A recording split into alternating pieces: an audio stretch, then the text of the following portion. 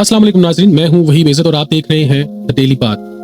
पाकिस्तान में हर तरफ गुर्बत, महंगाई और परेशानी है। लोग उम्मीद ढूंढते हैं, सुकून चाहते हैं और अपनी मुश्किलात का हल चाहते हैं, लेकिन उनके सामने आ जाते हैं जाली पीर, मजहबी कारोबारी और वो लोग जो दीन के नाम पर कारोबार कर रहे हैं। ये लोग अल्लाह का नाम बेचकर, दीन का हवाला देकर और कमजोर आवाम को धोखा देकर अपनी जेबें भरते हैं। ये है असल तमाशा, सहाफत नहीं, मजहब नहीं, प्योर धंधा।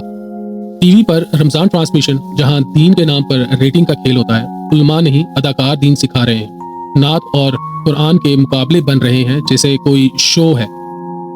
ये प्योर मजहब की तौहीन है, मगर आवाम ताली बजाती है। नाज़रीन, कुछ ऐसे मौलवी और मुकर्रिरीन हैं जो असल में आलिम नहीं बल्कि बिजनेसमैन हैं। फतवे पैसे लेकर बेचते हैं, फरका वारियत फैलाकर दुकान चमकाते हैं, झूठे ख्वाब, झूठी करामात और झूठे किस्से सुनाकर अवाम को बेवकूफ बनाते हैं। इस्लाम ने तो कहा था कि इल्म हासिल करो, ये लोगों को जाहिल बना रहे हैं। नाज़रीन, कुरान में अल्लाह ताला फरमाता है कि अल्लाह की आयत को थोड़ी कीमत पर न बेचो, लेकिन ये लोग तो आयत को करोड़ों की कीमत पे बेच रहे हैं। और हदीस में आता है कि सबसे बुरा आलिम वो है जो दुनिया के लिए इल्म को बेच दे, और यही हो रहा है आज पाकिस्तान में। असल इस्लाम इंसाफ, इल्म और इत्तेहाद का नाम है। जाली पीर, जाली मजहबी कारोबारी इस्लाम को तोड़कर, बेचकर और बिगाड़ कर पेश कर रहे हैं। ये दीन नहीं है, ये धंधा कर रहे हैं।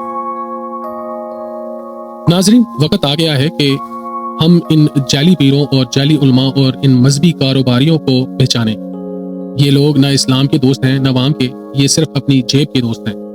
ये इस्लाम नहीं, ये तमाशा है। असल इस्लाम कुरान और सुन्नत में है, ना कि इन जाली दुकानों के हाथों में।